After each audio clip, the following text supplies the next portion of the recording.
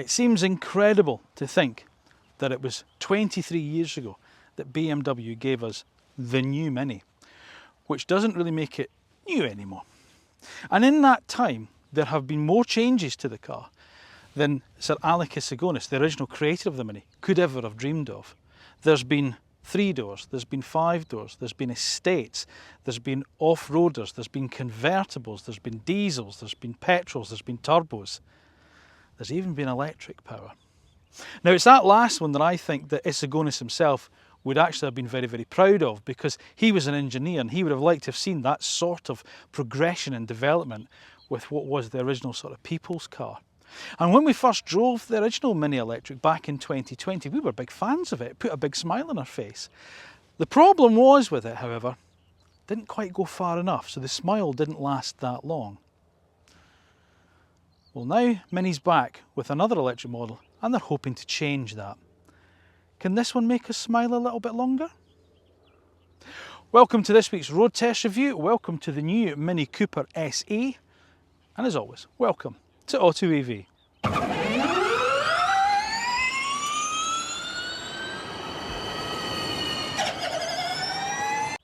Now, before we get started on this week's road test review of the new Mini Cooper SE, it is of course that time where I would ask you to make sure that you are subscribed to the AutoEV channel. Then once you've done that, press the little bell button down below, because that's the way you get notified when our next video is uploaded and it has gone live. Once you've watched it, if you do enjoy it, which hopefully you will, give it a thumbs up. And don't forget, leave me your thoughts in the comment section down below. Let me know what you think about the cars we review, such as the new Mini Cooper SE, and of course on the AutoEV channel as a whole. So as I say, 23 years since BMW sort of like relaunched Mini. And of course back then it was the Mini, you could have the Mini 1, the Mini Cooper, Mini Cooper S, those are the cars it was. But it has changed quite significantly in those 23 years. As I say, there's been a lot more derivatives available, coupes, roadsters, convertibles, estates, off-roaders and things. And now Mini is a brand in its own right. So this is actually called the Mini Cooper. So the Cooper is the sort of like the model itself, rather than a trim level within a car range. So that's the first change. But there are some significant changes underneath the skin of this car. And as I say, this is the electric version. You're still going to be able to buy a Mini Cooper with a petrol engine, and that will come as a 3-door and a 5-door. But it's the 3-door, the electric one, that we're concentrating on here, because there are significant differences to this car than what's gone before. The new combustion engine Mini, whilst it is a newish platform, it shares a lot with that previous car's platform, whereas this is all brand new. Now the issue, as I say, that I had with the old car was the range that it had. It was a great car to drive, but the two things I always felt with it, it didn't look as sporty as it should for the type of performance it gave. And it never went far enough. So how's this one going to feel?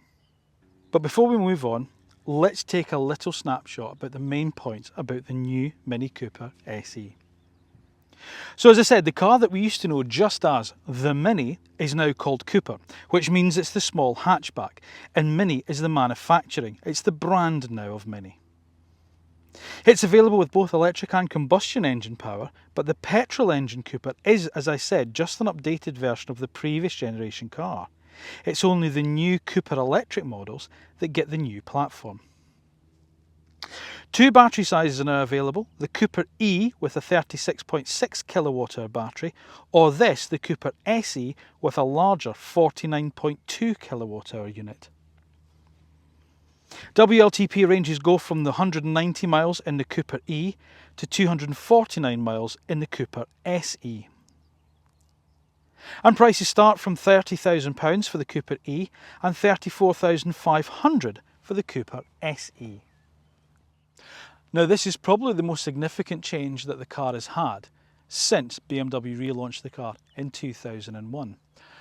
The thing is, however, with all these changes, have they thrown the baby out with the bathwater? Or is this still a Mini? Is it still going to appeal to us Mini enthusiasts? Well, of course, the only way we can find that out is by putting it through the road test that actual car buyers trust when it comes to choosing their next electric vehicle. Why do you need to ask? It's the AutoEV one.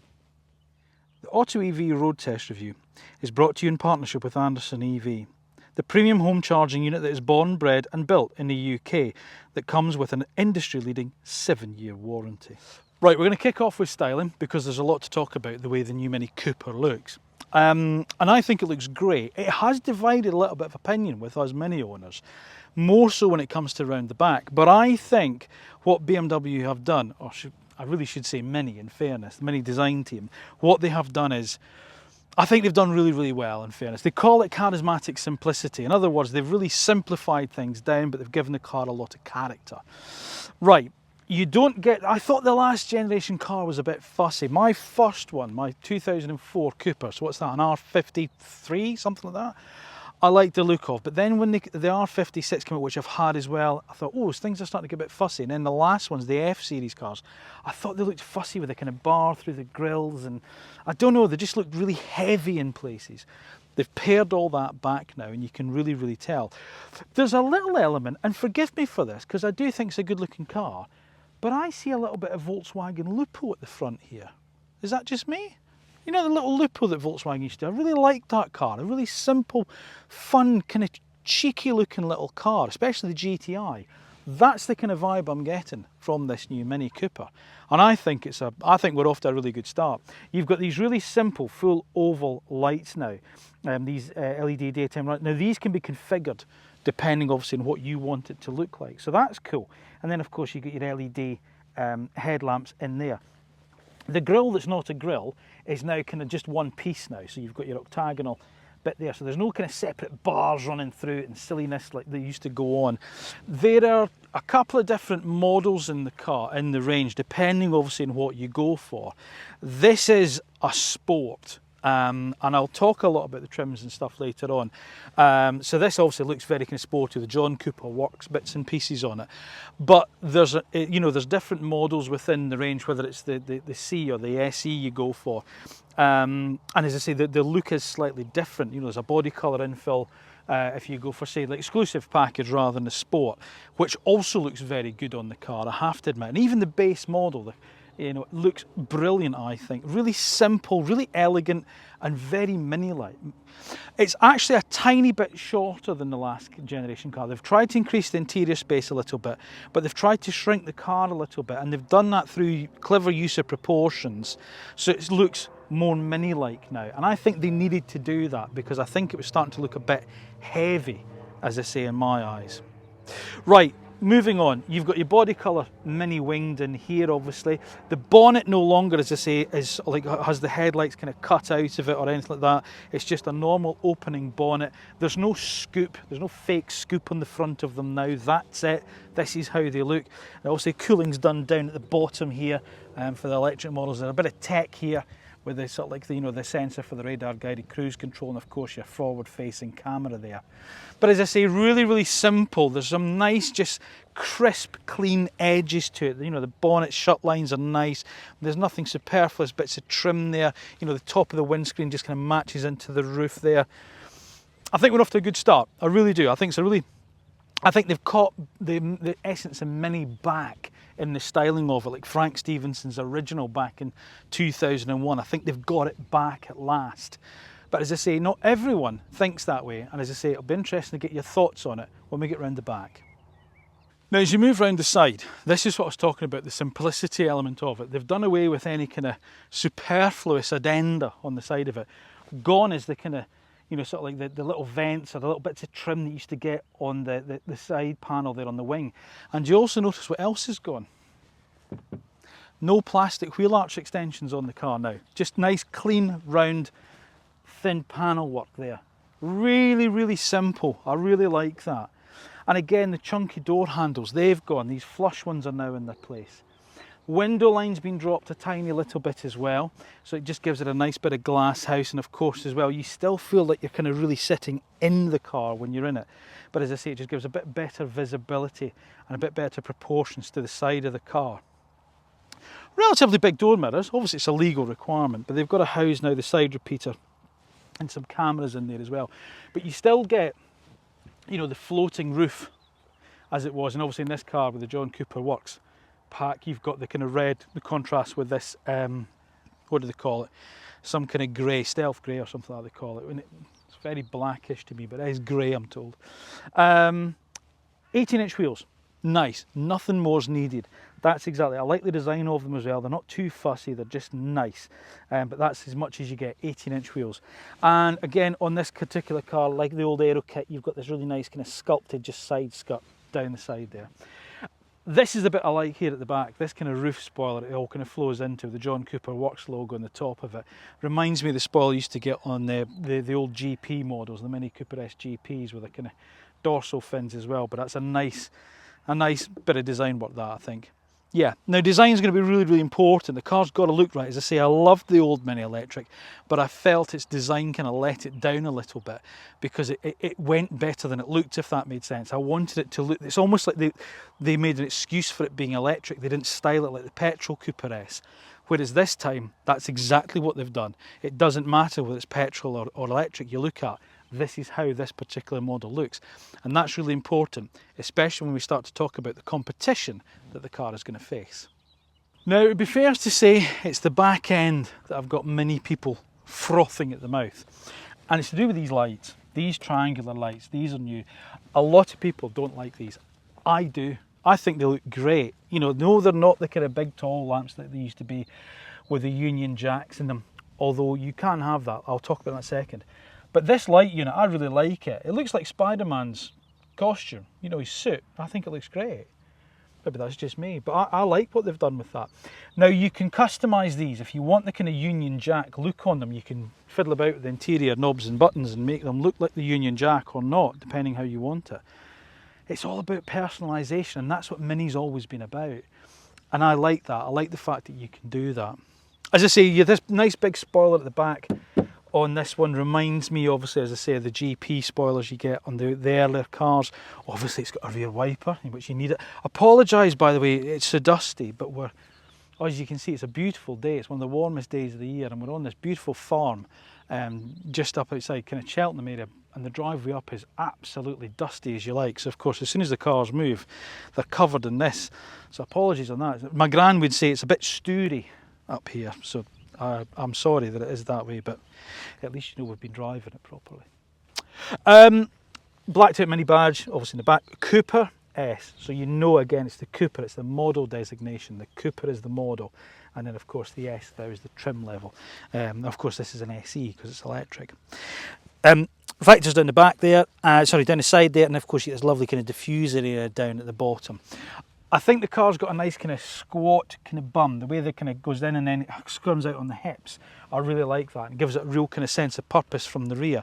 And as I say, whilst they've tried to make the car look a little bit smaller, they've got the proportions right, and I say it certainly looks kind of sporty, aggressive, and sort of like, you know, in a nice way. I don't mean aggressive in an angry way, but you know, it's just that nice kind of fun, sporty little car that the Mini's always been kind of renowned for. And as I say, I think it's been slightly lacking in the last couple of generations, and I say this comes from someone who's owned Minis and had an R56 Cooper S. I think this is an improvement on it, but that's my opinion. As I say, I'd like to think it's valid as a Mini owner, a current Mini owner as well. But what do you think? Am I right? What do you love these rear lights? Do you not? Are you one of the people that just going, what have they done? For God's sake, Mini. How would you have done it differently? Do you prefer the old one? Do you like the look of the new one? Of course. As always, let me know in the comment section down below. Now, for all Mini's plus points, practicality isn't really one of them. In terms of boot space anyway, that's 210 litres, which is, well, it's small, let's be honest with you. Although it's bigger than the Honda E gets, the old Honda E. They're roughly about the same sort of size as the old Mini. Now, it does have a standard 60-40 split rear seat, which is different. My old R56 had a 50-50 split. I don't know what was the last one, the F56. Did it have a 60-40? I don't know. Anyway, if you fold it down, it takes the capacity up to 800 litres. So, you know, that's it. But it's a small car. So what are we expecting from it? Well, not a huge amount. I mean, that's my camera bag. There's the charging cable. Although there is a little bit of space. If I get rid of this, hang on a second. Get that out of there. There is a little bit of space under there. The charging cable might be able to fit in on top of the tyre pressure, you know, the tyre inflation system. Who knows? But that's what you're left with there. 210 litres or 800 with it folded. Yeah, it's look, if you need more, they're going to do bigger cars, obviously the Aceman and the Countryman, but that's what it is. And it's fair to say rear accommodation isn't a priority in the Mini either. Still, as I say, it's a 3-door small car. And no, I'm not going to try it out because I'll never get back out. First of all, I have to apologise. I've got the door open and I've got the aircon on full because I would say it's probably around about 30 odd degrees today. So yeah, it's a bit warm, I'll say. It's a bit toasty. Right, interior. Again, like the exterior, pared back. And I think this is a real success. And I really like the interior of this new car. What they've done is they've designed it to mimic the original Mini, because what you had there was a toggle switch bank and a big circular speedometer, and that's exactly what you have here now. A bank of toggle switches and a big circular, well, it's not just the speedo, this is the whole control centre of the car, this large OLED screen. It's a circular OLED, the first in the automotive industry, and I think it's brilliant. I've been using it in the New Countryman this morning as well, and it just works, it just looks great. So I'll take you through bits and pieces of it in a second. The first thing I want to discuss, however, is the materials that they use in here. Mini are stepping, there's a big sustainability message with Mini now. It's this polyester knit, this textile knit that they're using up on the dashboard, and I love it in this because it's, again, it's the kind of, it's black and then it flows into almost like a red checkered flag over there. I think it looks great, I love it. And everything's unashamedly sporty, which is exactly what I wanted them to do, because as I say, it felt it lacked in the old car. And this is what I want, and they've done it. It's brilliant. You know, you get red and black, it's very 80s kind of hot hatch. Just love that. I'm stuck in the 80s and I'm sorry, but I really like the way they've embraced it. It's fabulous. But sustainability is their big message. And this is done from, I think it's 90 odd % recycled polyester that this is made from. And I think it's great. I love seeing people use new materials and different ideas in interiors of cars. Yes, this one has, they don't use proper leather in the cars now, they've gone leather free. So this, what looks like leather, is pleather. You know, it's this kind of, I don't know, I'd call it vinyl, they'll call it vegan friendly leather or whatever. But again, it doesn't feel it unless you really knew what you were talking about. You'd never know that wasn't a really nice soft leather. And then of course you get the textile at the top of the seats on these John Cooper Works seats. Looks great. I'll talk about the seats in a second. I want to talk more about this. Can I turn this fan down a little bit, because it is starting to get really strong in here. Right, so this basically is your nerve centre of the car. This controls everything. And at first you're going to go, oh no, it's another bloody screen, how are you going to find it? Actually, it works quite well. I like it, okay? So once you go to sort of like your home screen, you've then got your apps, okay? So what they tried to do before with the old cars was you had your round central display, but with a square screen in the middle. You know, literally the square peg in the round hole scenario. This is all screen now. At the top it remains the same, and the bottom it remains the same. So you've got your speed readout, your gear shift, your range, your power delivery and your state of charge on the battery. At the bottom it's your climate control system, your outside temperature clock, and your quick shortcut menu to get to the accessibility, things like media, fan speed, navigation and phone. Okay, really straightforward. Then in the middle you've got the kind of apps that you can have in the car, okay? So again, you can go into like a more kind of detailed climate control, your Mini ID, your navigation, seat comfort. Obviously it's warning me because I've got all the doors open, so it's letting me know I've got all of that there. Have I just turned the car off? Oh no, I haven't, there we go. Oh no, I have, I've turned the car off because the doors are open, it's going to do that. There we go. See, it's telling me I've got it. It's very safety conscious, the car. Okay, so let's go back to them. So there we are there. And then you can scroll up and down to get the one you want. Now there's a lot you can do with this. There's a huge amount of advanced driver systems on the car as well. You get head-up display, you get augmented reality navigation. This is operating system 9 that we're now on. So effectively what they're saying is Mini is now at the same level as BMW, the top of the range BMWs, whereas before the old Minis, they would only allow them to go up to operating system 5, whereas BMW could progress further than that. This is OS 9, so it's exactly the same. It's exactly the same operating system that I had in the BMW i7 M70 that I was road testing the other week. So that's what you've got in it, so it's really good. You've got the personal assistant, the little bulldog called Spike. So you can talk to the wee bulldog called Spike, and look, you can just little things that you can ask him to do, you know, direct you to local sort of like points of interest and things like that, or ask him to sort of like, you know, turn off your heated seat. There he is, Spike. Brilliant. And as I say, it just all looks quite cool, but you can change that by this toggle here, your mini experiences. So core is the standard one. Oh, sorry, green is the sort of like eco, if you like, and you get the little hummingbird there, and seemingly it flaps depending how efficient you're being. So if you've been really efficient, it's quite slow. If you're using too much, it starts to flap violently. That won't get distracting. We go from green, we go to vivid, which I think is just a colour. See, it just changes everything around and makes it look, I don't know, maroon. Timeless.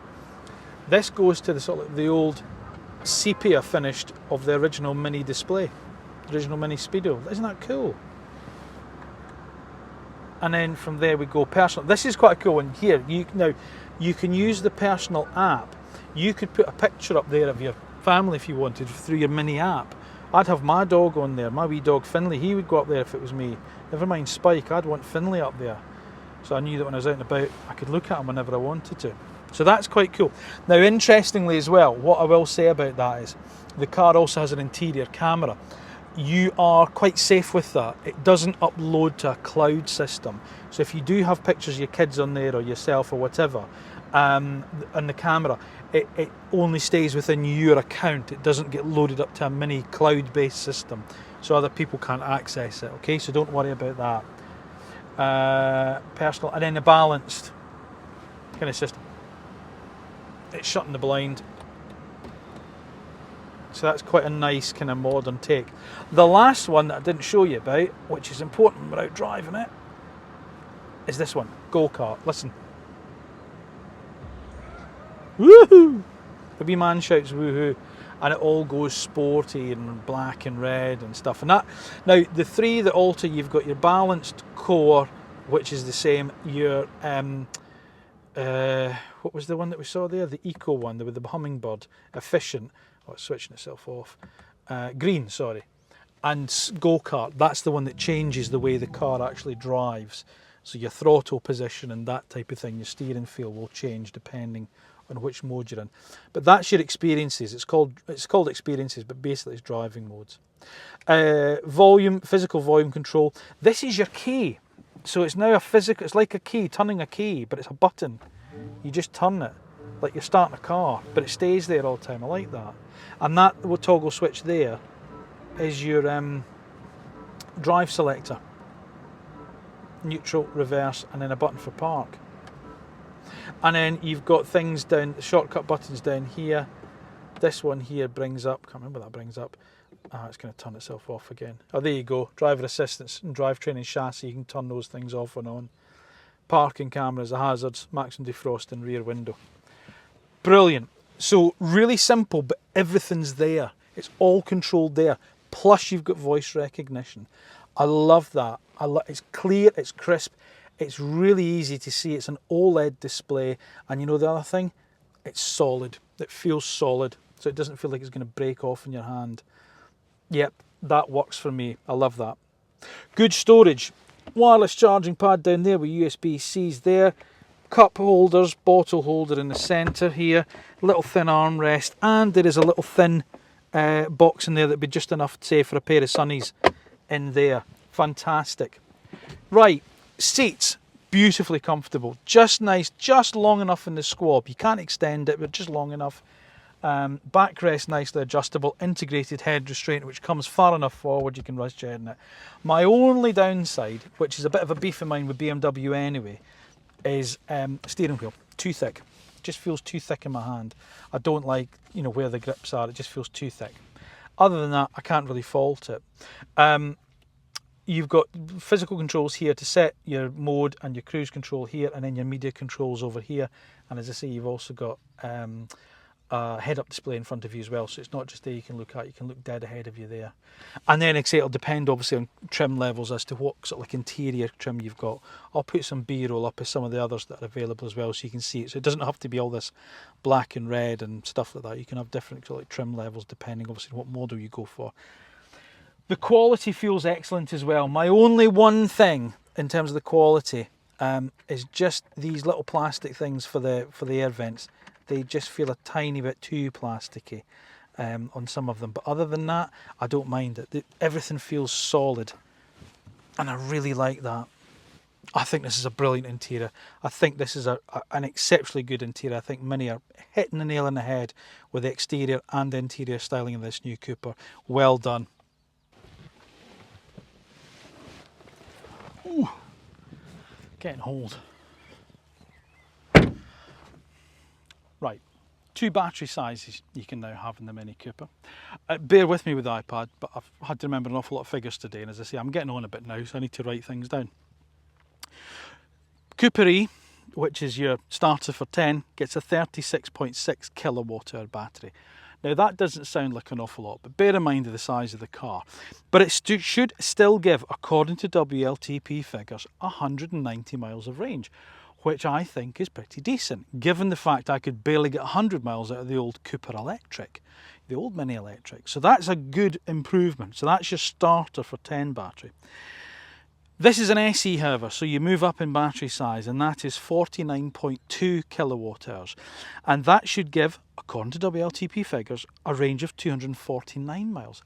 That's decent. I like the sound of that, because that's double. You know, even if it only gave 220 miles in the real world, that's still double what I was getting out of the old Cooper Electric. So, well done, Mini. That's excellent. What else do you go? Charging speeds, 70 kilowatts on the DC for the standard Cooper E.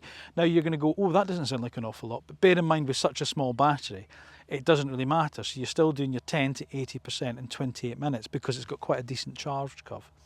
The SE model, that jumps up from 70 kilowatts to 95 kilowatt charging speeds, which again translates to 30 minutes from your standard benchmark 10 to 80%. So again, as you'd expect it to be. Nothing outstanding, but certainly not lagging behind whatsoever. They do, however, come with 11 kilowatt onboard charging as standard, which is quite impressive. But if it's the more likely 7 kilowatt wall box that you've got at home, you're looking at a 0 to 100% charge in 6 hours for the smaller battery and 8 hours for the SE. Okay. Now we're talking about wall boxes, let me just talk to you about that for a second, because if you are looking for a home charging unit, then you're going to want to have something that looks as nice on the side of your house as your Mini does on your driveway. So there's no point in going for some ugly plastic box to stick on the side of your house. Why don't you have a little look at Anderson EV, who just happen to be the supporters of this video, which is great. Now Anderson EVs, the one thing about them is they are designed and manufactured in the UK, and they are the very best looking ones, I think, and the only ones that have an integrated cable within the unit itself. They also have a combination of different finishes you can have, so wood and aluminium construction if you want. It's not plastic, it's wood and metal. Or you can have all metal if you want. There's 240 different combinations you can have. And if you're always coming home late at night, like sometimes I do, and you're plugging your car in, they have a motion sensor on the wall box. So as soon as you open the wall box charger, you can see what you're doing. So you unravel your long cable, you optional different cable lengths as well, and plug the vehicle in. The other nice thing with the Anderson system is you can have one that's capable of delivering 11 kilowatts if you have that faster 3-phase electricity. And not only is it nice looking, not only is it well built, but it's got a lot of technology in it as well. So the Anderson app, what it will do is it will talk to your wall box, and it will choose sort of like, you know, the peak optimum times throughout the night to charge the car up to take the benefit of your low cost tariffs. So there you go, Anderson EV. Take a look at them if you're looking for a wall box charger. They say they're the kind supporters of the AutoEV road test review, and they are the wall box charger for people that love their homes as much as they love their cars. Right, now I need to talk to you about power here, because I'm quite surprised at this, because the standard Cooper E, so the base car with the small battery, has a power output of 184 brake horsepower, and that does 0 to 60 in 7.3 seconds. Now that's as quick as the old Cooper Electric, the old Cooper S Electric, the old one. I was expecting it to be less than that. This one, the SE, has more power. This is 218 brake horsepower. This does 0 to 60 in 6.7 seconds. 330 Newton meters of torque this has. The other car is 290 Newton meters of torque. Now, I'm a bit perplexed by this in some respects, because there was a part, I've been driving the Mini Countryman this morning, the big, SUV one, and I was going to go, oh, it's going to feel the same, it's going to feel quite lethargic. This is mind-blowingly good. I thought the old Mini Electric was brilliant. In fact, the old Mini Electric was one of my favourite electric cars. I loved that little car. I really did. That's why I wished it just gone a little bit further on the range. This thing's mega. You know how enthusiastic I got about the Hyundai Ioniq 5N? If you can't afford an Ioniq 5N, wow. This could be your car. This is proper old school hot hatchery. Jeepers, this thing flies. This absolutely flies. It's a proper little Mini. It's quick, it's darty. You know the expression sometimes us car journalists use, point and squirt?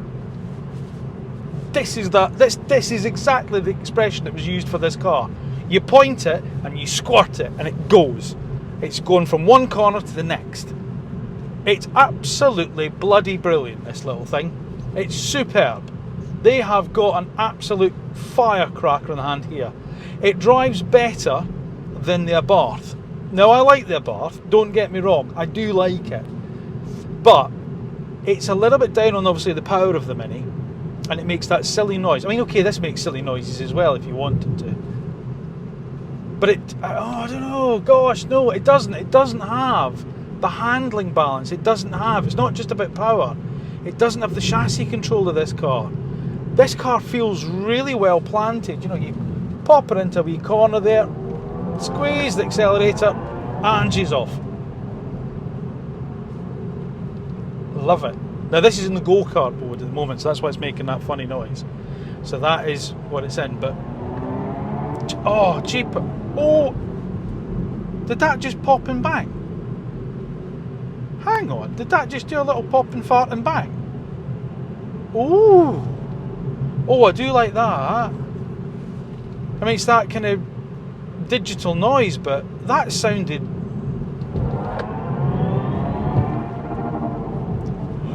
Oh, it does!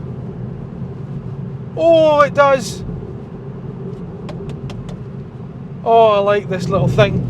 This is amazing, this car. I tell you what, this year's group test has to be this against the Abarth, against the Alpine A290. That is the group test to watch AutoEV for. Because I'm so excited about the Alpine and I love the Abarth. But this thing, oh, it's a difficult decision. Oh, it's going to be hard. Right, let's calm down a wee touch and talk a little bit more about how the car actually does drive normally. You sit really in the car. That's the first thing you notice about it. How kind of low slung. And it's funny, the guys from Mini who I was talking to, my dear friend Tom who works for Mini, he was saying to me, he said you'll find the way you sit in the car is like a race car. You really and I thought, well, that's a bit of marketing crap, you know what I mean? He's not joking, you really do. It's like your legs are straight ahead of you. When you've got the seat down, your legs are pointing straight ahead of you.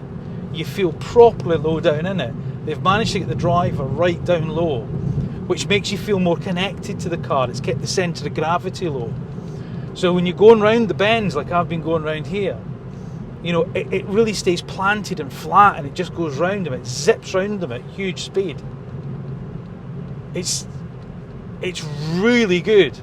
I tell you now, I thought the old Mini Electric, when people said to me, oh, electric cars can't be fun, and I said, you should drive an electric because that's a really good, fun little car. This thing blows that thing out of the water, and I thought that was one of the best that you could buy. This thing's phenomenal. The steering wheel, however, is my only bugbear. It just feels a bit too big. I wish it had the same kind of sort of like thickness of rim that my Countryman has. Just that's all I want. I just don't want this big, thick BMW M Sport rim on a little car. I want it to be nice and kind of feel some in my hands, but I don't need this great big thick rim that you can barely get my little hands round. That's my only my only slight reservation about the driving position is that. Oh, and one last thing is I can't see the head-up display. It's too low. When I've got, because it's on a screen, not on the windscreen, I've got to look over the top of the wheel. When I get my driving position right, whereas in the Countryman, you can see it nice and easily. The ride's not bad actually either, considering this is the SE and it's in the go-kart mode. It is firm, but I am on a real proper little back road now, going through sort of like the woods and forests round the back of Stow on the Wold. So, you know, I've got to give it a little bit of its due for that. But geez, it's brilliant. It is absolutely brilliant. It's worth every single penny that Mini are charging for this. It's fabulous. Brakes, yep, it does have brakes, obviously. The brakes it has are very nice. They're very easy to kind of modulate. You know, again, the relationship between the accelerator pedal and the brake pedal is just a pivot of your heel away. Which is something I always find is quite a nice thing to have. You have to this big lift off onto the other pedal. It's just you move your heel across and then that's it. So that's excellent. You do have a form of brake regen. It goes from the D mode into the B mode. So when you've got the transmission lever down here, if I just flick it into B, lift off, and it will haul the car up, and it will. I'm not going to do it because there's a car coming behind me. But it will haul it up and bring it to complete halt and hold it on the brakes. So you do have one pedal driving, in fairness. But yeah. Oh, I'm so pleased. I'm so pleased. I don't know why, there was a part of me just wondered whether or not it was going to be just a sort of like slightly the same as what went before with just some newer tech in it, you know? But it's not. They've really, really, really properly engineered this car to be a fun little car. This is a proper Mini and I'm so pleased that it is. I tell you what, the AutoEV awards this year are going to be so bloody difficult to choose winners in them because we've had so many good cars. And this is one of them. I love it. I absolutely love it. Look at the smile. Oh. So how much does all this cost? Right. Well, again, forgive the iPad and the notes because I want to talk you through the different pricing because it is a little bit kind of, not saying complicated, but you've got to just kind of pay attention to how you spec the Mini up because it's slightly different to how it used to be. Basically what you do is you start by choosing your model first. So you either go for your Cooper E, which is the smaller power battery, the lower battery, and that starts off at £30,000. Or you jump up to the SE, which gets you the bigger battery, the more power and the more powerful motor, and that's £34,500. Now onto that then you've got three trim levels that you can have. You can either have classic, exclusive or sport. This is obviously a sport, yeah? So that's what you have. And then on top of that, you then have different option packs. You either have level 1, level 2 or level 3. Okay, so it basically adds all up depending. You don't have single options, you just choose the pack. You choose the car, you choose the trim, you choose the pack. That's how it works. So to give you a little idea, this particular car I've got here, I've got the sort of like spec sheet of this particular car, so I can tell you what this is. So this is a Mini Cooper SE. So that's the, you know, the bigger battery, more powerful motor. And of course, standard equipment wise, it's got things like a heated steering wheel, comfort access, child seat ISOFIX in the front passenger seat, the mode 3 for public charging cable, DAB radio, that kind of thing, okay? Then it's Legend Grey, that's the colour of it, Legend Grey. And that's £550 on top of that, okay? So then you add on £3,500 for the fact that this is a sport model, okay? So that adds £3,500, which gets you the John Cooper Works steering wheel, the roof and the mirror caps in the chili red, the John Cooper Works sport brakes, anthracite roof linings, the John Cooper Works sport seats and the sport trim on the inside. So there's quite a lot for that £3,500. And then onto that, this is a level 3 pack that's on it. So basically this has got everything on it. So pan roof, sun protection glass, folding wind mirrors, auto dimming, active seat for driver, electric memory seats, adaptive LED headlights, the interior camera, the driving assistant plus, Harman Kardon sound system, head-up displays, wireless charging, mini navigation with augmented reality. The list goes on. Now, so the total price for this car as tested, he says, is £42,470. Now, you're going to say, Brian, that's a hell of a money for a Mini electric. It is, but think about the competition, which we're going to go on to in a minute. You've got things such as the Abarth 500e, the new Alpine A290. None of those are cheap cars. So in terms of what you get in terms of its range, better than those two cars.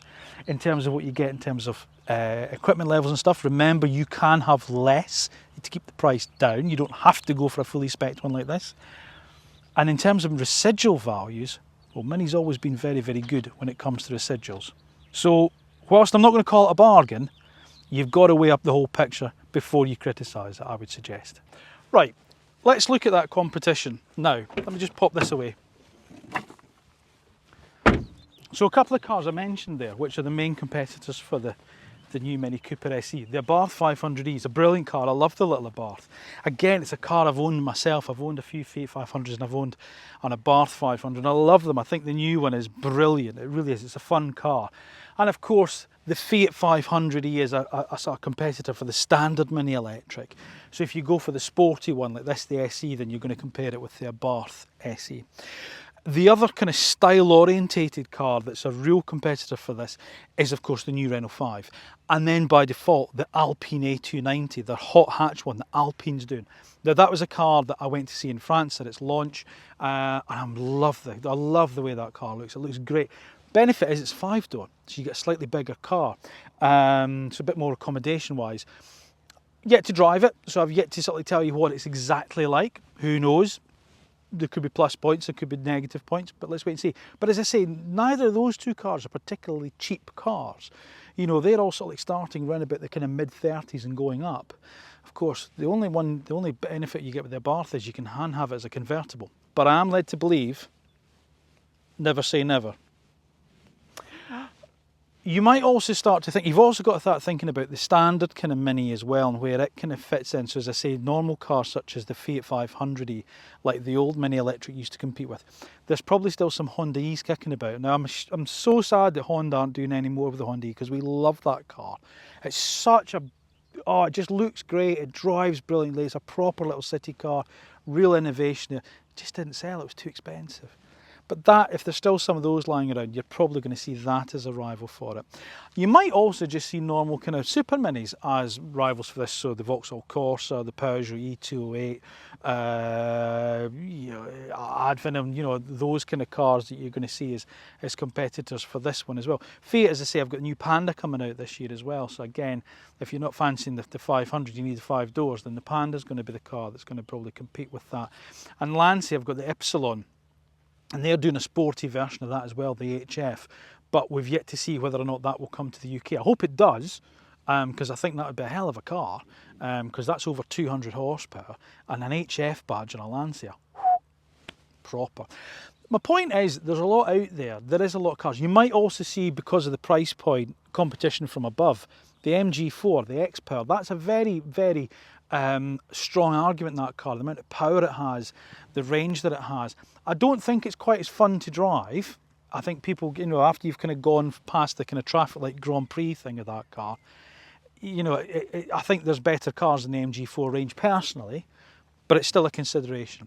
As is maybe something like a Cupra Born or the Volkswagen ID3, because again, as I say, when you're up into that late kind of £30,000, you might say, well, I'll forgo some of the performance but get a bigger car. So there's a lot in terms of the price point that you could choose instead of the Mini, but in terms of how it drives, in terms of how it feels, in terms of the fact that it's a hot hatch, there's very, very few. But the ones that are coming out, the Abarth, the Alpine, the Lancia, proper enthusiast petrol head badges in the electric age. That's what I love to see. That's what us petrol heads want. So here's what we like and what we don't like about the new Mini Cooper SE. Well, we like its styling, both inside and out. We love the dynamics on offer. There's a good range from the car, the good choice of models and specification packs, and the fact that it retains all of the Mini charm in a modern package. We don't like? Well, it gets quite pricey in top specification form. And despite the fact that it is a small car, there is a lack of rear seat space accommodation and a very small boot. But that's nitpicking because there really isn't anything else that we can criticise the car for. The original Mini Electric was the first new car launch that I covered for AutoEV. And back then when I drove it, gosh, 4 years ago now, I really did fall in love with the car because it was everything you kind of wanted out of a Mini, but electric. You know, it wasn't quite perfect though. There were times I looked at it and I thought, if only it looked a little bit more sporty. And then you'd go, oh, if only it was just a little bit quicker, or only if it went a little bit further on a charge. That's what they've done. They've answered all of those criticisms, and they've also done a few more things which are really, really welcome. The new updated styling. I think this is the best looking Mini that there's been since that original Frank Stevenson one back in 2001. I really do. I love what they've done with it. The interior is superb. You know, the talk of sustainability, as you know, we're big fans of that. But just the different use of materials, the new tech that's in the car as well. It's not scary. It's really, you can work with it. It's fun as well. And that for me is key with this car. It's fun, and that's what a Mini should be. And they've done it. I can't tell you how pleased I am. When I came here this morning, I drove the Countryman, and it is a very good car. And I went, oh yeah, it's like Mini's grown up, you know, it's like, you know, it's a bit more refined, it's a bit quieter, and it's a bit, you know, it's a bit more sensible, dare I say. This is the non-sensible Mini. This is exactly what Mini should be. Sir Alex Isigonis, this is the car I feel that he would engineer himself. Now I think that's the biggest praise I can give this car, because it's everything that the Mini stands for. It's small, it's nimble, it's chuckable, and it's fun. But it's modern, it's tech, it's got, you know, sort of like, you know, the technology that's usable, that's not scary, that you just get on with. And of course now they've made it go even further on a charge. This year I drove the Hyundai Ioniq 5N and I said it was a real game-changing car. It was a car that all of a sudden, it didn't matter about 0 to 60 times and power and things like that. It was how it was to feel as a driver. And I said it was going to mark a real turning point in the way that maybe petrol heads view electric cars. Well, this is the next one. This is it. This is the car, and it's a lot cheaper than the Ioniq 5N. If you are a petrol head and you're thinking, oh, electric cars can't be fun, you need to drive this, because trust me on this, this thing is absolutely 100% outstanding. Alpine, this is a shot across your bows. Your A290 is going to have to be something quite special to be better than this. But I will look forward to that twin test. But until then, the small electric hot hatch of choice for me wears a Mini badge. Thank you once again for watching another episode of AutoEV. As always, please make sure you are subscribed to the AutoEV channel. Then once you've done that, press the little bell button that's down below, because that's the way you get notified of when our next video is uploaded and it has gone live. If you have enjoyed this week's video, then please make sure you give it a thumbs up, and don't forget, leave me your thoughts in the comment section down below. What do you think of the new Mini Cooper SE? Too much money? Not many enough? Do you see the point of it? Have you driven one? Have you bought one? Let me know how you're getting on with it. Let me know down in the comment section down below. And of course on the AutoEV channel as a whole, give me your thoughts on that as well.